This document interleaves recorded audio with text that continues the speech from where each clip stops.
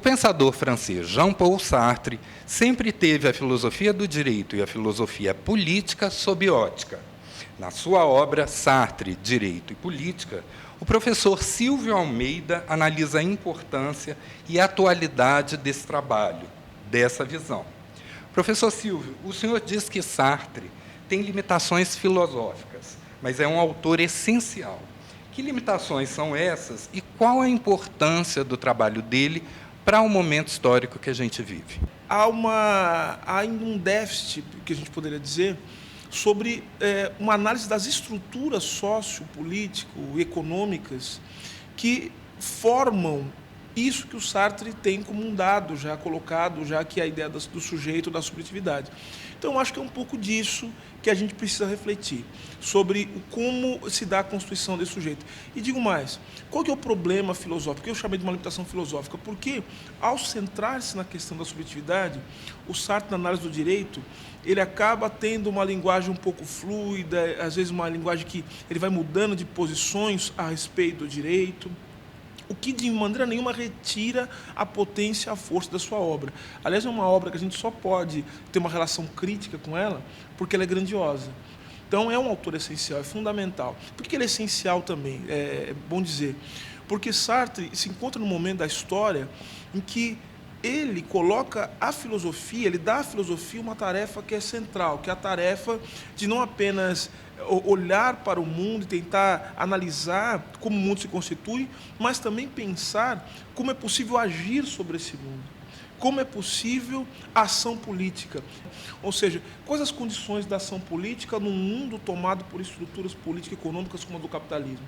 Então, o Sartre se coloca nesse debate pensando o seguinte: acho que a ação política é possível se nós reformularmos a ideia do sujeito. É um ponto de partida que nós podemos criticar, mas nós temos que respeitar, porque a filosofia desse sujeito é absolutamente fundamental. E por isso retomar a filosofia dele agora, nesse momento, em que a ação política ela se coloca como um dilema para todos nós.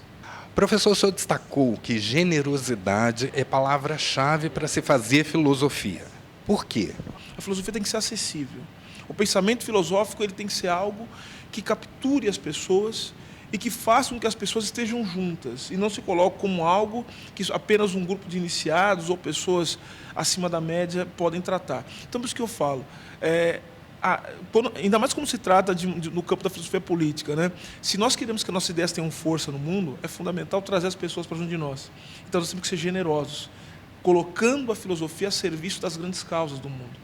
É isso que eu falei de generosidade. Sobre a obra de Sartre, o senhor diz que engajamento é a grande lição que fica. Explique. O Sartre, quando ele trata da questão do engajamento, ele diz que todos os intelectuais, eles têm... Todo intelectual é intelectual porque tem um papel no mundo. Tem uma obra do Sartre que é muito importante, né, que é o Questão de Método, que é a obra que marca o que muitos vão dizer que é a virada marxista do Sartre.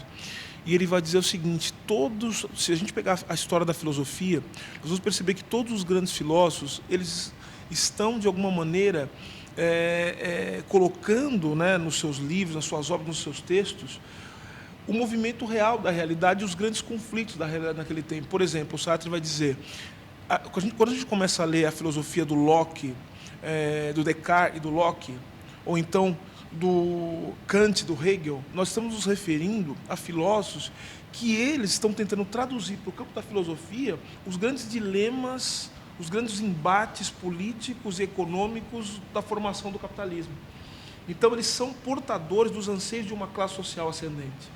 E aí, quando ele vai falar do marxismo, ele fala, e hoje o marxismo, porque a gente tem uma classe proletária, uma classe trabalhadora, os embates são outros, o marxismo é o horizonte insuperável da filosofia do nosso tempo. Então, isso é um engajamento. Ele quer dizer o seguinte: o intelectual ele tem um papel no mundo que não é apenas de produzir textos, mas esses textos eles são fundamentais para a compreensão daquilo que o mundo tem de mais profundo e do papel de cada um na luta política.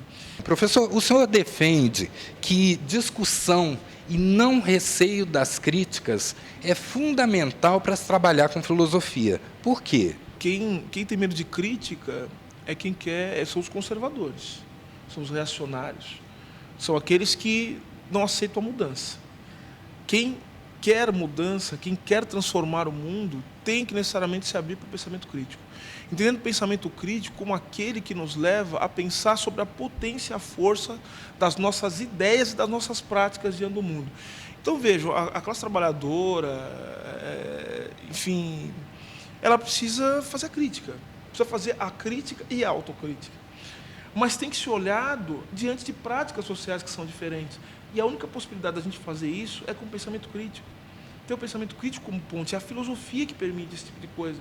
Por isso a filosofia ela tem que ser feita a partir, por isso, por exemplo, 28 de agosto, a classe trabalhadora tem que fazer filosofia.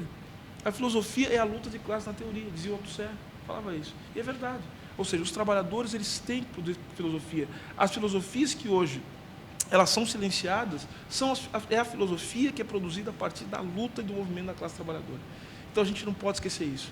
Sartre, cujo livro a respeito de suas ideias Silvio Almeida está lançando na ocasião de hoje, foi um grande pensador que no século XX pontuou esta noção de um intelectual engajado em lutas, em causas sociais, em movimentos, em tudo aquilo que pudesse demonstrar qual é o horizonte que aponta o correto de nossas batalhas na sociedade. Então eu penso que Sartre, embora as suas ideias características muito peculiares do século XX, ele é um homem que nos serve de exemplo, de um referencial de quem pensava para agir. Nesse sentido, é um intelectual engajado. A leitura tradicional de Sartre o considera como alguém que advém de uma tradição filosófica existencial. O existencialismo seria o seu âmbito geral de pensamento. É verdade, mas Sartre teve um diálogo com o marxismo. E é importante retomarmos esse diálogo até para poder beber de energias que apontem a transformação social e falem contra as contradições do capitalismo. Nesse sentido, resgatar o Sartre marxista, penso que seja crucial e muito valioso nos dias de hoje. O Jean-Paul Sartre é conhecido como um grande intelectual, um grande pensador do século XX, e esse livro do professor Silvio Almeida destaca este lado de Sartre como pensador, mas também de um grande agente político, de um grande militante, de um sujeito que soube lutar contra aquelas que eram as grandes injustiças que existiam no nosso tempo.